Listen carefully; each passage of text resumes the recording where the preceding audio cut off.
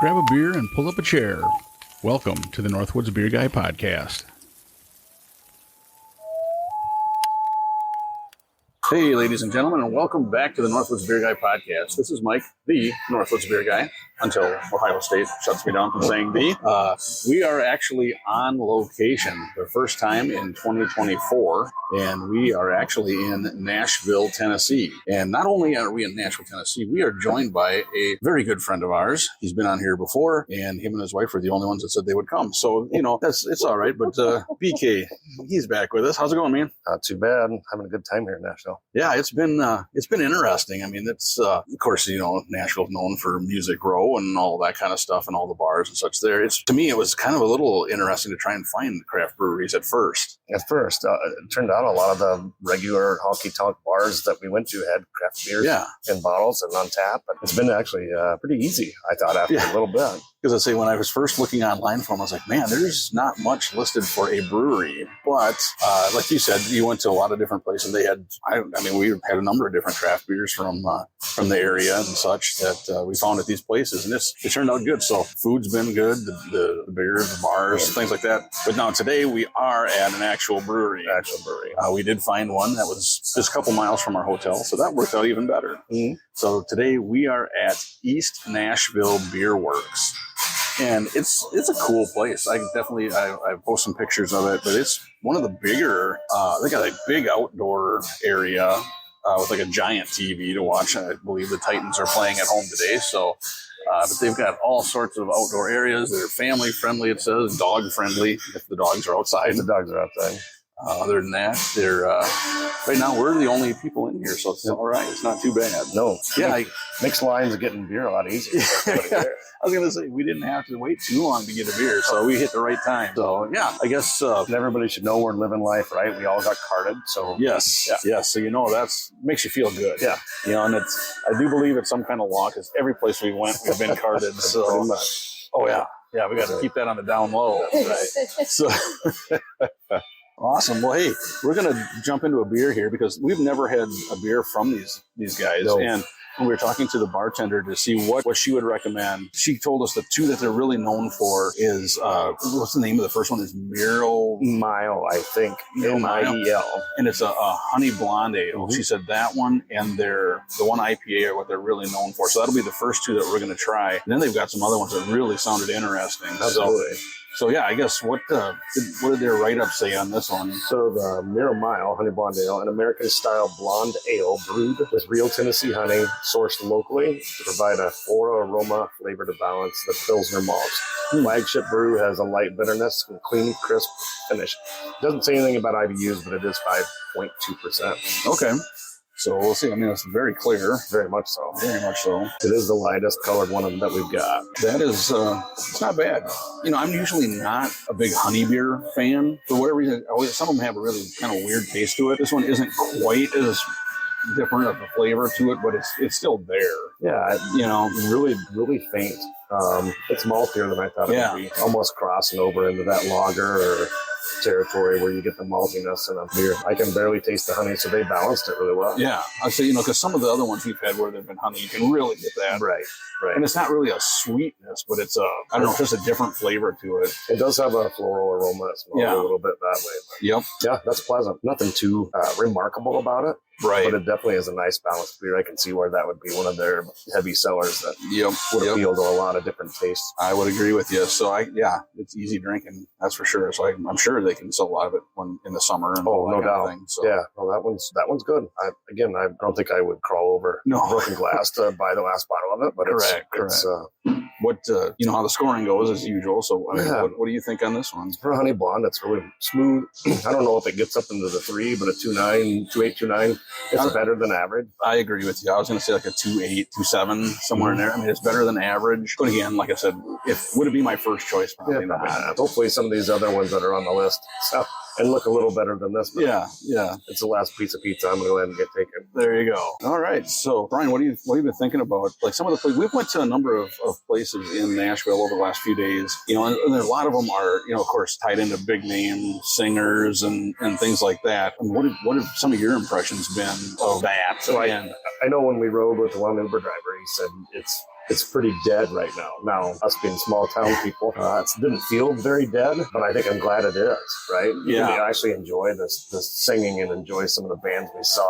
And we've been in venues as small as, what was it, Redneck Riviera, where it's just about the size of my garage. Yeah, I was surprised by that. That really shocked me. No, I think upstairs must have a bigger area, but that one was really small. And then you go to Kid Rock's, where there's 3 bands on 3 different levels. And in the main level, you could barely walk. Oh, that was crazy how busy they were. So I enjoyed it. You know, I thought it was, it's what you always think of when you go somewhere where you want to hear music and you're expecting it to be a band in every area. Right. Well, now there's 3 bands on every, you know, it was definitely different than when we went to New Orleans, you know, and you really couldn't find a band. You had to search. You really had to search. And that's the part I thought was really cool. Well, again, yesterday we ended up in Kid Rock's, right? Mm-hmm. We go to the second level, a little less crowded, pretty decent singers and a band up there, and we look at the menu, and you know, there's 7 beers we have never had before. Oh. So not only with the Coors Lights and the other mainstream stuff, they had some craft beer. So that was a pleasant surprise, and just about every place we've gone, something that I haven't seen or heard of, or.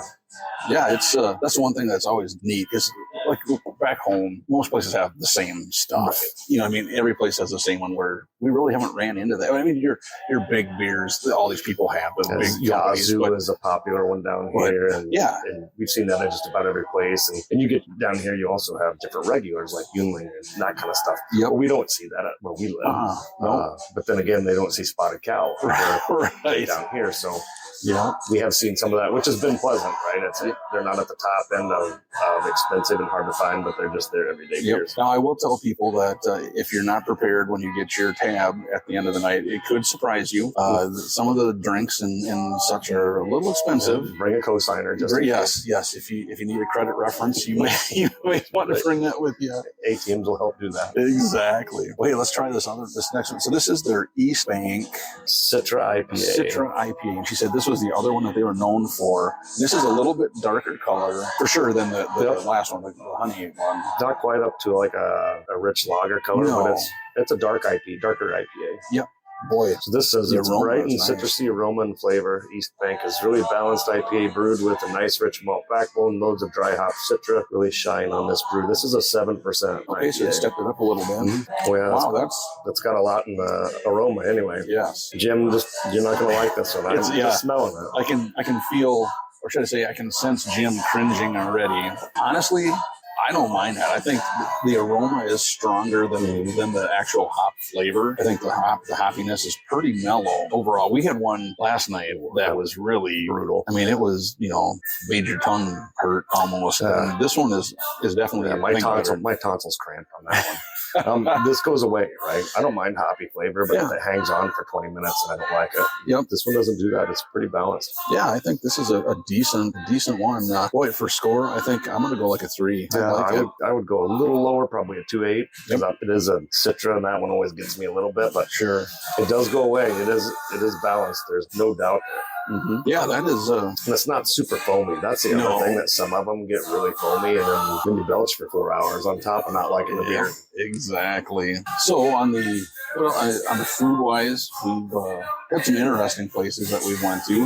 We had Jack's Barbecue, which is actually pretty good, except for Brian's wife had surgery on her foot and we had to walk up about 4,000 steps to get to where we could sit down to 4,000 steps and only 2 floors. In 2 floors, yeah. They were very small steps. Yeah, so that was a little interesting, but the food was good. Now, you were telling me about a burger place that you guys had went to before. This is before Susie and I got here. So we showed up, we got to the hotel, started looking stuff up, and saw a Sedona tap room. Right? Then we went there because they had a good menu, and my wife is gluten-free, and they've got additional beers, right? So, so we popped in there, and they had a good menu. I think my wife had what was it? I think it was a margarita of some sort. Prickly Pear margarita. That was really good. I had a flight of beers that I can get the information and put it on your page. But she was facing the windows and my back was to the window, and she says, "We got to go over there. There's been at least 60 people walking in and out of this place." And so we look over, and it's Jack Brown's Brews and Burgers. Jack Brown's beer and burger joint in Germantown. So there's 2 of them. We happen to be in Germantown. And we went into that place, and they didn't have any liquor. It was all beer. Okay. But we were there for probably 2 hours, and I'll bet they made 300 burgers. Really? And it smelled phenomenal. And I had a burger at the other place, and then I was almost going to go back in time. So I let my wife eat there because it's gluten free, and I'll go have a nice sloppy burger in this place. But so was it like, not to cut you, was it like a big giant flat top? Okay. Yeah, like as big as my kitchen island. Flat top. And this little gal that was behind there she was scraping burgers like nobody's business. It was amazing. They had, I think it was 6 on tap, and I think they had 80 or 90 different craft beers in cans and bottles. Oh, wow. So we had a couple there. Again, I almost wanted to stay until I was hungry again. Now, you had said you had asked, was it there that you asked how many burgers they make? Yeah, so I was amazed at how many burgers are going in and out of there.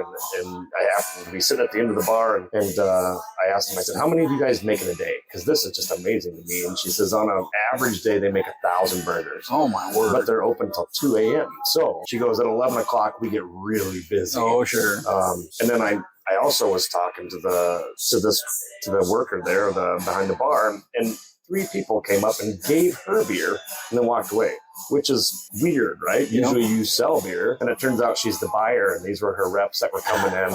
Hey, I want you to try this one. Hey, you should try this one. And the Terrapin rep was in, and there was a couple other beers I'd never heard of, mostly in the hazy side that I wouldn't have wanted anyway. But, right.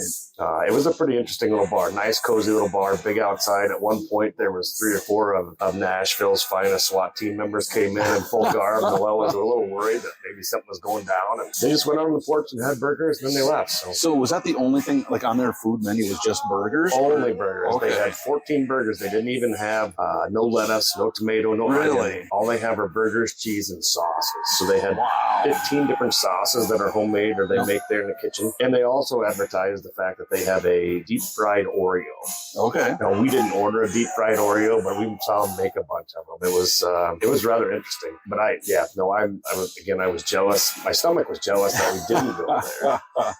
But I had a smoked porter that was there. It was pretty good. And I had a Von Trapp Vienna lager that was the Vienna really surprised me because the Vienna lagers can sometimes get that Hefeweizen flavor. Really smooth and really good beer on tap.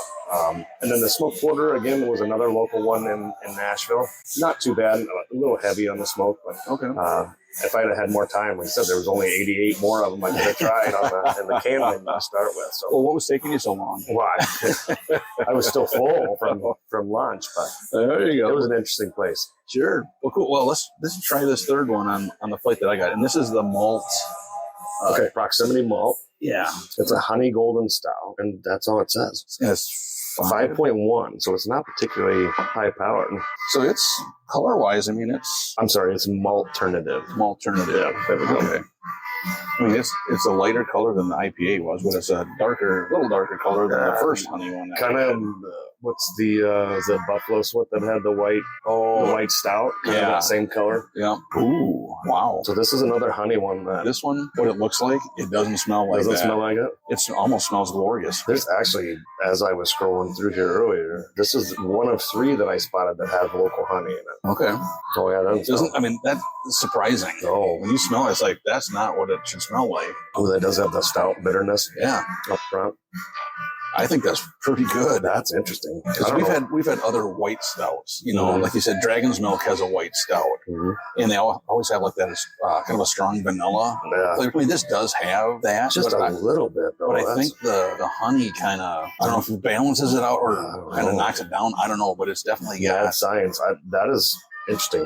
Yeah, I was like, like I said, looking at it, thinking, okay, it's going to smell like a lager or whatever, an ale. And it's like, no, it has that heady stout smell to it. Yeah, and then it kind of bounces into a blonde ale and then back to some bitterness. I was like, at the very finish, there's a little bit of like you said, like a bitter at the very end. There you go. I let my wife smell it. She's seen 100 beers and it doesn't look anything like it. Yeah, it shouldn't smell like that. But look, that's pretty good. It changes to 3 different beers. Yeah, as you let it settle. That's a really good beer. That is surprising. I wouldn't have guessed that. No, and you could almost, and maybe it's because they didn't kick the ABV up, right? Could maybe be. That lets some of that extra malt, those stout malts and hops in there. That's a good beer. That's a good beer. Why don't you go first? What did you think on the score? I'm trying to do I grade it on the first, the second, or third beer that I taste when I drink it? Right. I'd probably go 3.25 to 3.5. Okay. It's a good beer. It's I want to have another one now. I'd go 3.5 on that. That's wow. Okay. really surprises me. I was gonna say I'm looking at probably like a 3.3, just because I think it does that if it had a little bit more of vanilla flavor to it, but then it's more of a normal, right? You know what I mean? That's the thing that I do think attracts us to it, though, is the different, how it's different than most of the other ones you've ever had. Yeah, I think it would. Yeah, I'm gonna say a 3.3. I think it's a solid beer. At this point, right now, that's number one of those three for sure. That one's interesting. Definitely. I mean, of the first three, that's the one that I'm not saying confusing, but it's like, wow, that is definitely interesting. That's good. And again, they didn't have a write up on it. No, there's no write up on it, but they didn't kill it with honey, right? No. So again, I think that keeps some of that vanilla flavor that you get on a lot of those white stouts out. Yep. And maybe there's more of that too because the ABV is down.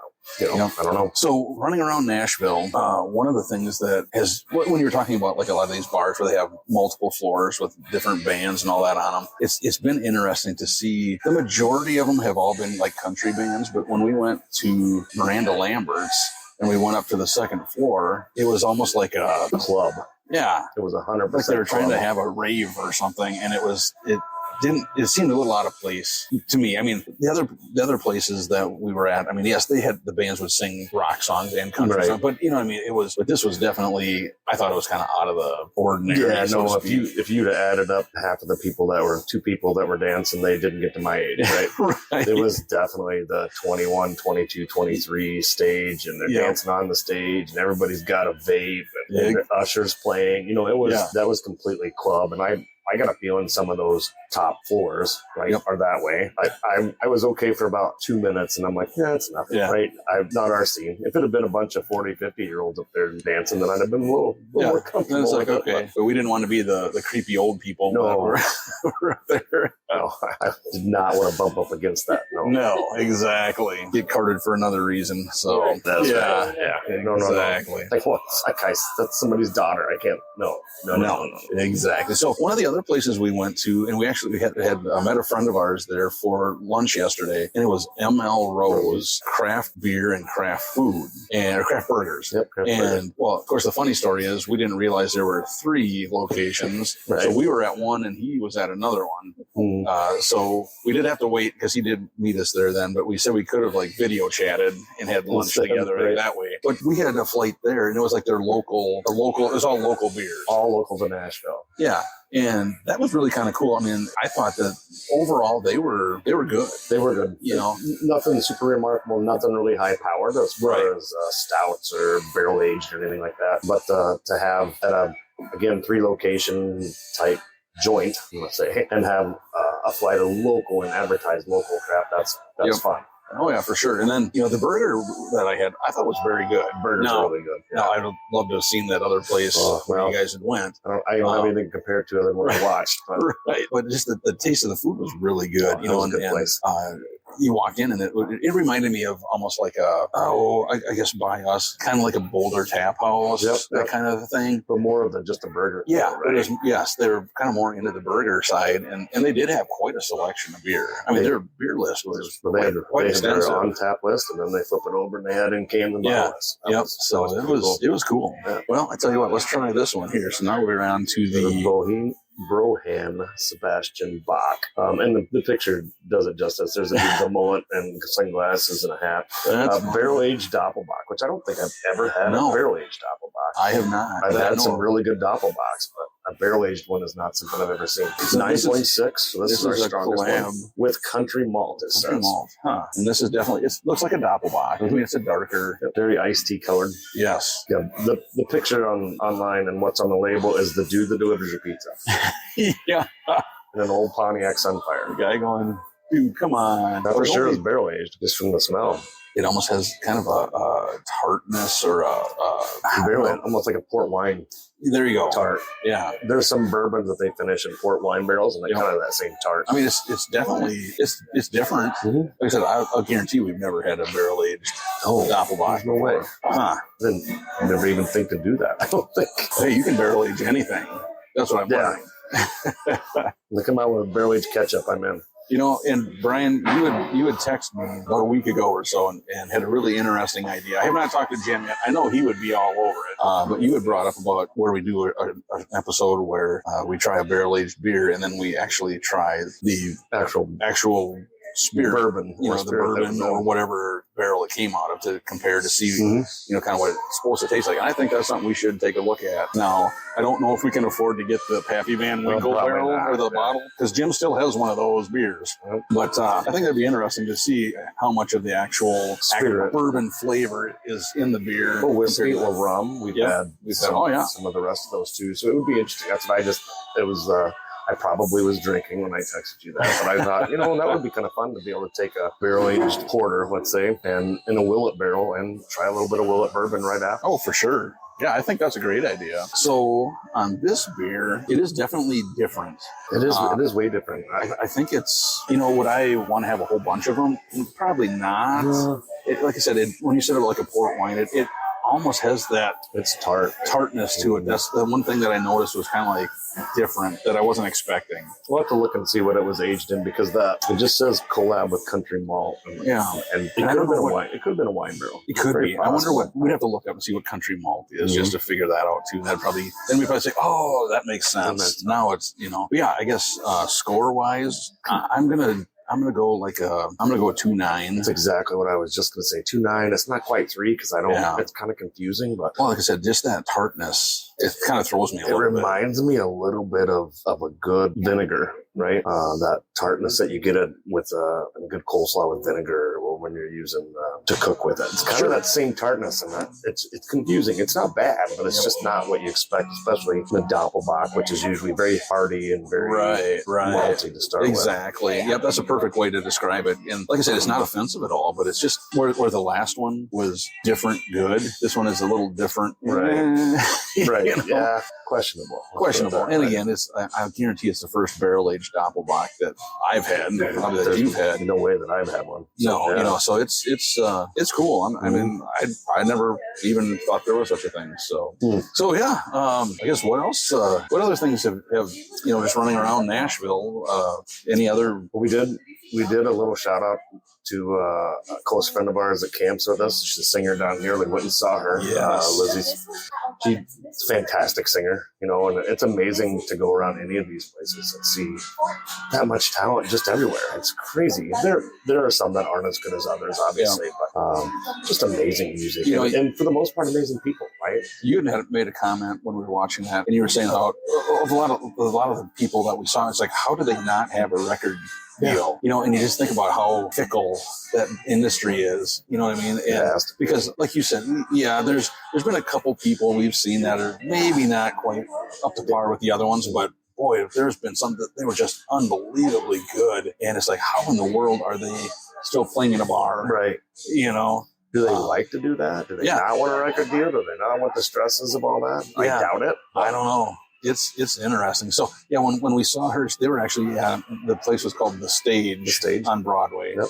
And that was a really nice place. And we got there early enough to where we got good seats and by a table looking right at the band and such. And it was fun. I thought that was really good. And then the band that came on after them was really good too. Really, it was like, oh my gosh. Questionable to start with. They had a DJ, which is a little weird, but that threw us a little bit. He looked kind of like Captain Jack Sparrow to me. He did. Some friends of ours, we'd sent a picture and they thought it was Kid Rock. And it's like, no, that's not Kid Rock. But that was, it was interesting. And then, like I said, other places, we were going to go into Jason Aldean. The line wrapped around the block, and it was like, we're not going to wait. I don't care how many floors they have. No. I'm not going to wait that long in line in the rain. I could not believe the length of that line. It was crazy. So we didn't go there, but we went to, it was Kid Rock. We went to John Rich, which was the Redneck Riviera. We went to, where else? Miranda Lambert. Susie and I went to Blake Shelton. You guys went to Blake Old Red and heard 2 songs, and then they were getting the day before you got there. We had gone to Garth Brooks. Oh yes, which is the newest one, I guess, downtown. And enormous, it's gigantic. Their band, we saw listened to 2 bands there. They were fantastic, really, really good. I didn't think they quite played enough Garth Brooks, but it was really good. Yeah. That way. Well, that's one of those things where it's like, well, even at like John Rich's place, they waited, that band we heard last night, the last song they played was a Big and Rich song. But other than that, it's like, okay, so is there something that don't sing our song? Yeah. You know, and everyone, because we heard the same song at different places, you know, and they never said having a Big and Rich time. It was always having a Nashville time, you know, so it was kind of interesting that you wonder if it's like, don't promote the band, these bands. You know what I'm saying? I mean, it's just they changed a lot of names up. Yes, right? They did. Yes, they did. That's interesting. We heard every version you could possibly have. David Allan Coe. We heard every version, even Pat Benatar. So it was, Joan Jett. We heard some. I mean, it's been interesting, and like you said, and it really seems like that's kind of the thing down here now is these bars get hooked in with a performance, because we haven't been there, but we saw Alan Jackson's place, Luke Bryan, we were sitting in Kid Rock's, and you look across the street and you can see he had like an entire wall of giant TVs. Well, it was like Houston, like in NASA. Like you see a NASA. Like Command Center or whatever. So Brian and I were drinking beer watching TV across the street. So that was rather interesting. But I guess that's kind of the going thing is, you know, and we forgot to mention we were at Hank Williams Jr. We did that. And that was pretty cool. That was pretty fun. You know, it was a little bit, you could tell, I think that one was an older place, you know, but it was kind of more of a vibe that when we first, the first place we went to as we came down was, I don't have to look it up now, but it was one of the older ones on the very end of the strip. We had and again, old woodwork, and it was a bourbon bar for the most part. Okay. Bourbon and moonshine. Yep.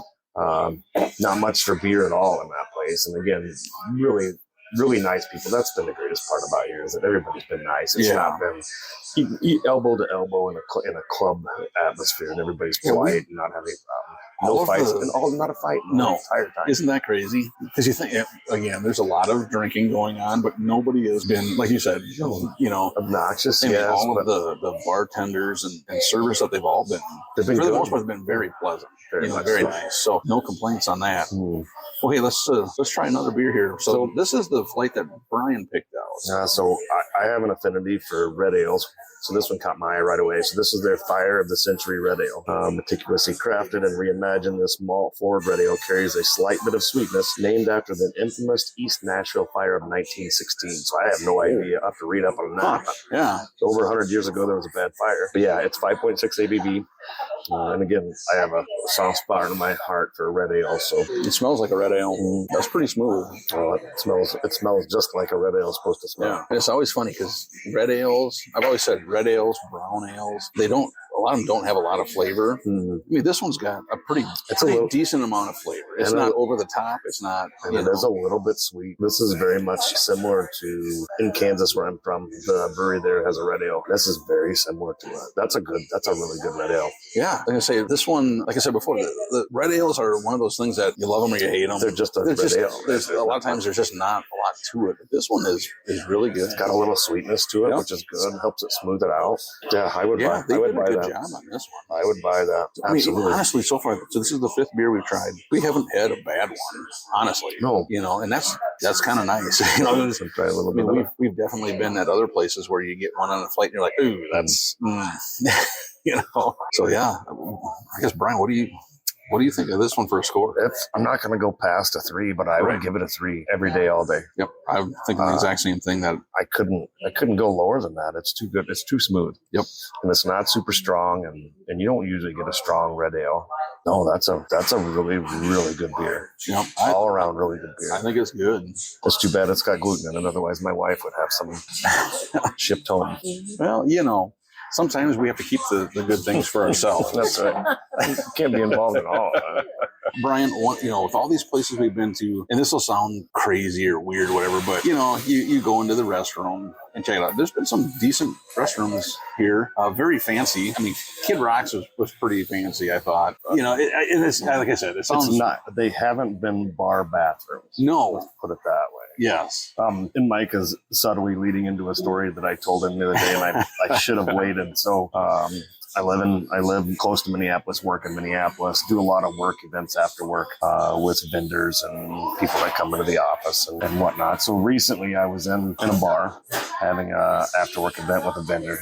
And for anybody that's not male, you ladies out there, there's a bro code, I'll call it, for lack of a better term, that when you go into the bathroom and there's more than one urinal, you don't go stand right next to the person. If you can put a gap in between. Right, because otherwise it's creepy. You always want to give at least a one gap notice. So this particular restroom had its usual, if you're going to sit down, door. Then there were 3 urinals, 2 regular urinals, and then there's a short one. And the short one is for short people, right? Usually kids. Now, I happened to go into the restroom, and there was a gentleman standing at the urinal closest to the wall. So I put a gap between us, and I stood at the short one. For the first time in my entire life, I turned around, or I heard a noise, somebody come in, and I just felt someone staring at me. And I turned, and there was a little person, a gentleman standing there, and he's staring at me. Now, I know why he's staring at me, because I'm using the only urinal that he can reach. And it instantly hit me that I had made a mistake. So I made sure that I hurried up. I apologized. I said, dude, I'm so sorry. And he started laughing. And the guy at the other urinal started laughing. So I quickly scooted over and finished what I was doing. He's laughing hard enough that he's having trouble just in the bathroom. And the guy came out of the stall and is staring at us like we're crazy.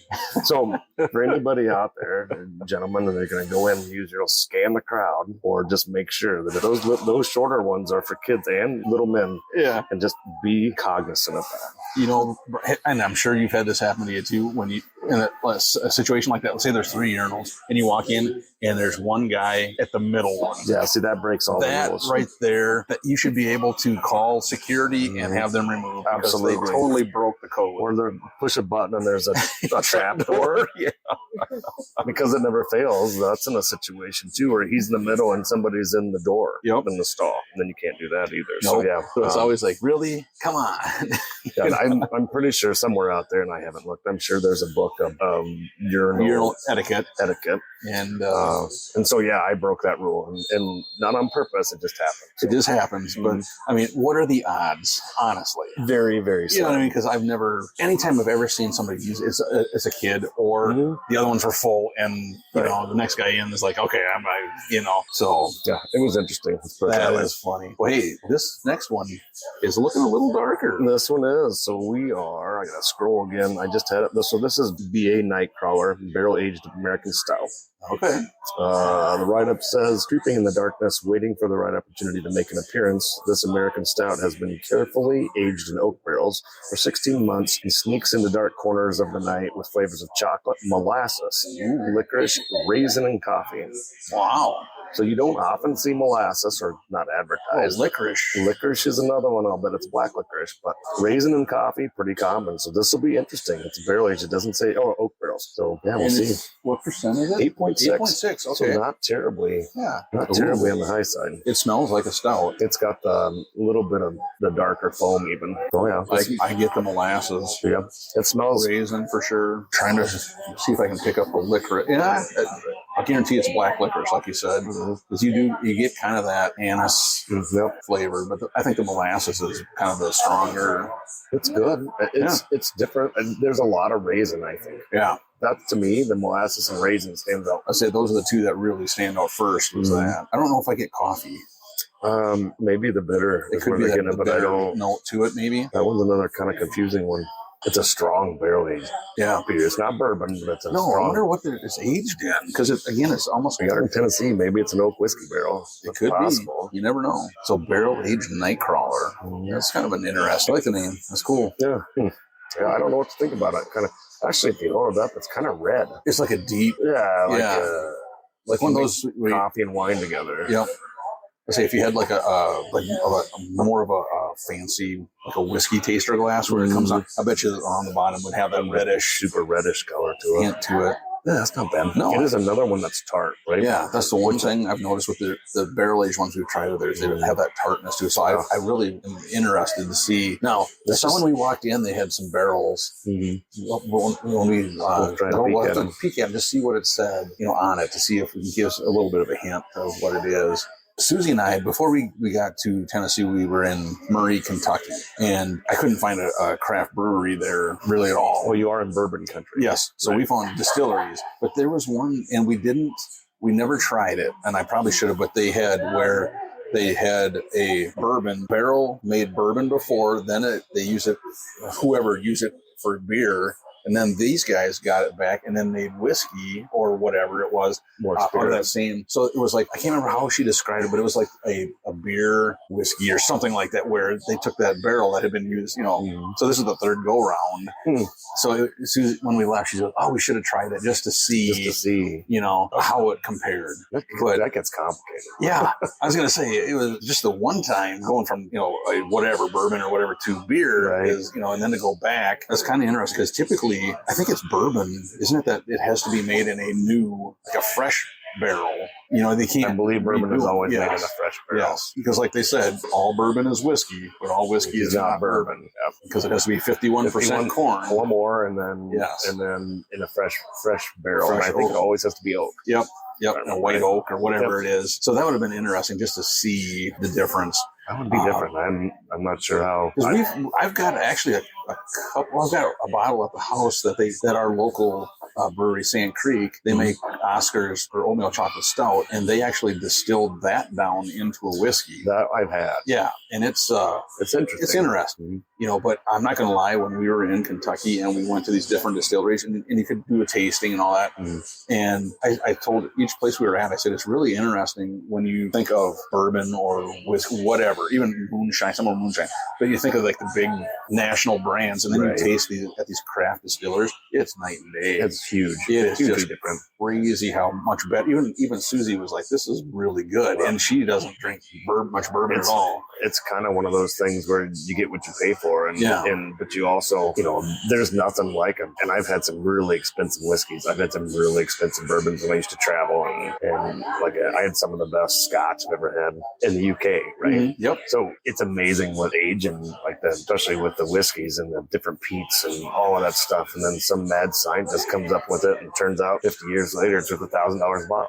right? Yep. No, it's one of those things, and I think beer is that way too, where you start to get into the point where the more people care, the better this product ends up being. Yep, exactly. Didn't 608 have a triple cross back? I thought when we were at Between the Bluffs, they had something that was on the docket. Yes. To be tapped later. That was a triple where it went from back, and they were getting it back the second time or something. Yep, I think you're right. I don't know if they've released it yet. I'll have to look. You have to look. Because I do remember that. Because we talked a little bit about, like, that's weird. You're going to do a third time in a... Yeah, because I'd never heard of it before that. And then now, like I said, this other place where they went back, for whiskey. And it's like, now I will tell you this. The one thing I did learn is I like bourbon better than whiskey.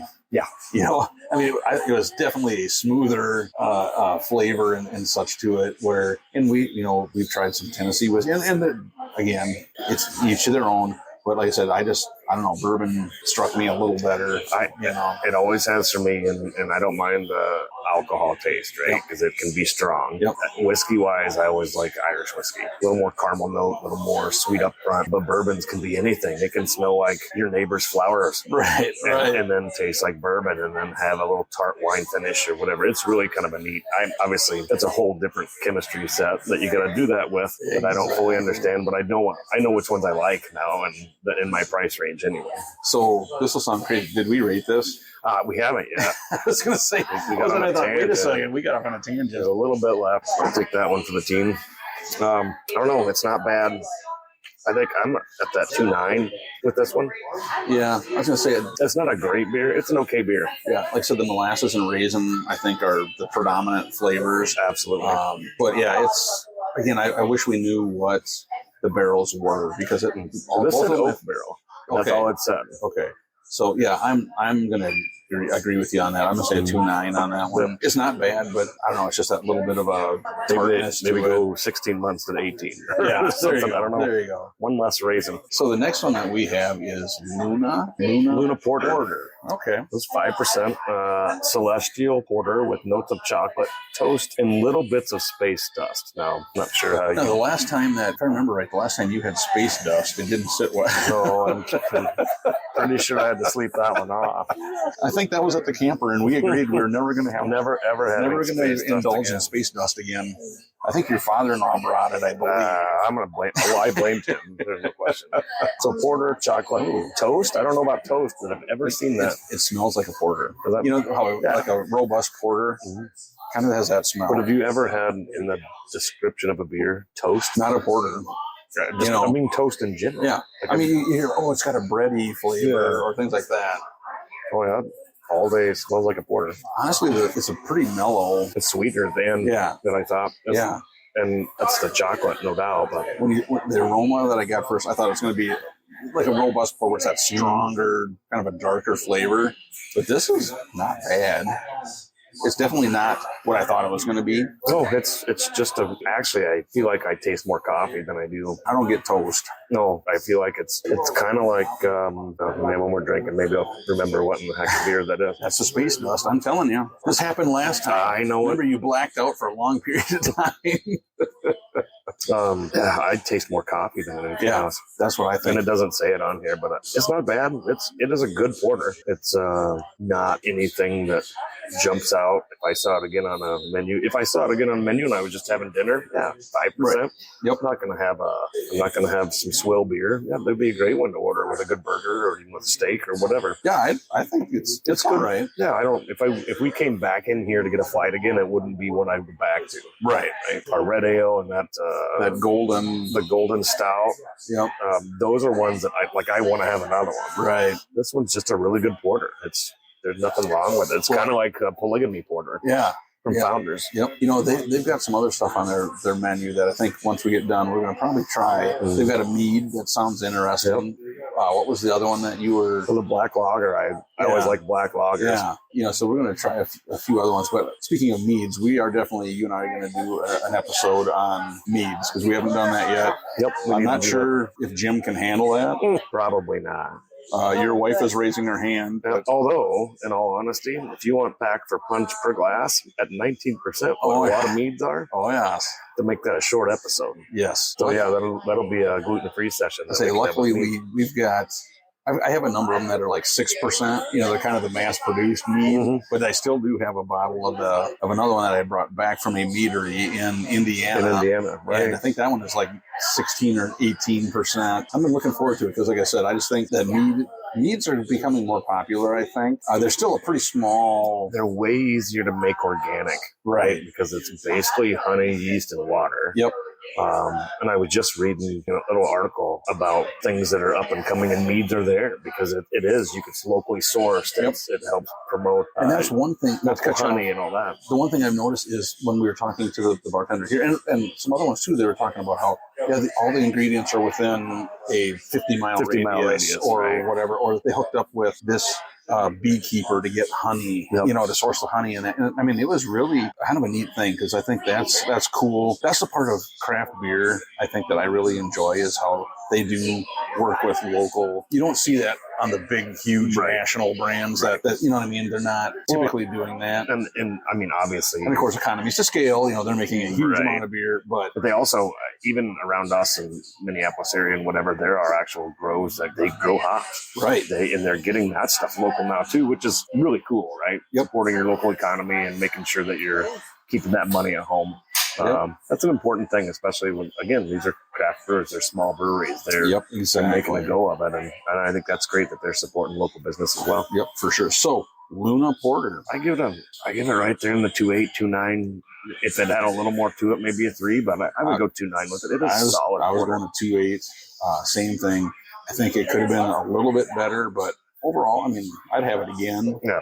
If they get rid of the space dust, I'd probably go with 3. Well, like I said, I noticed you kind of blacked out. I twitched a couple times. So I think the space dust is on the lower end, which is good. Right. So no, it was a good beer. It really is one that I would order again, especially if it was just I'm going to have one or two at the most with a dinner or something. I don't want to have my go-to. Obviously, was always a rum and coke, but if I just want to have a beer and something a little more taste, that would be really good. Yeah, it was very good. Like you said, when you had mentioned the which porter was it? Polygamy porter. Yes, I mean that's a pretty good comparison. That's a solid porter, and you can get it almost everywhere, like liquor stores and where at least where we're at. Founders is there. But it's one it's a go-to. Well, we'll just have a couple of beers. And speaking of Founders, did you see they brought back CBS? I did see that. That is pretty, because they got rid of it after they got sold. They were getting rid of it, and I think they got enough flack that they brought it back. So in fact, I had a big bottle of CBS that I gave to my father-in-law for his birthday. It was the last one that I had. Oh, boy.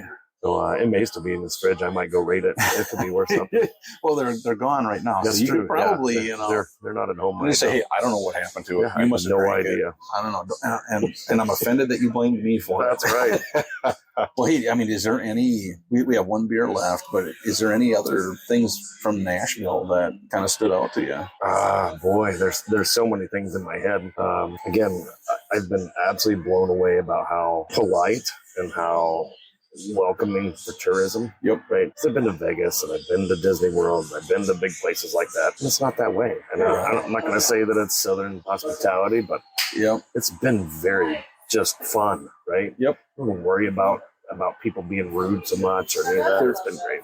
There hasn't been a time where I've felt nervous. You know what I mean? Like, because Nashville's a big city. Right. And you know, I mean, there's times where any big city, you get that, okay. All big cities have big city problems. Not right. Yeah. I've never felt like that at all. And like great. you said, I mean, even on the main drag where it's sensory overload and there's just all these people, and again, they've all been drinking and all that. There has not been a single. Now you see cop cars out all the time, which I do think they do a good job to keep things under control. You know, we've seen the ambulance a few times, which I don't know what but it could just be another old guy like us. But I honestly, it's been a little while since I've been in that many bars in one night or that many people. Oh yeah, to not see a fight, right? It's unbelievable. Or even everybody is just having fun. We haven't even seen anybody. Well, I take that back. I think there was a boyfriend-girlfriend situation. There was. I'm not the greatest at reading lips, but I'm pretty sure she told him where to go and turned her back on him, and then they had some mandatory space between them the rest of the night. Yeah. But other than that, we haven't seen even an argument. No. And that's what's pretty cool, because a friend of mine, when we were in college, he went to the U of M for a year or two. I can't remember. But when he was there, he worked security for concerts at the Metrodome as and I was like, oh boy, how is that? And he goes, the worst concerts to work are the country concerts. I go, why is it? He goes, because everybody is a cowboy and they get, beard up and they're looking to fight.